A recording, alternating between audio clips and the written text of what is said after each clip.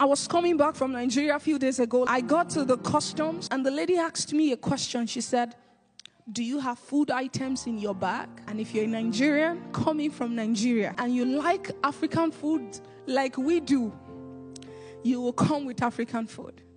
At that instance, I could have said no and I would have escaped my bag being checked. Like Joseph said, how can I do this and sin against God? That's the fear of the Lord.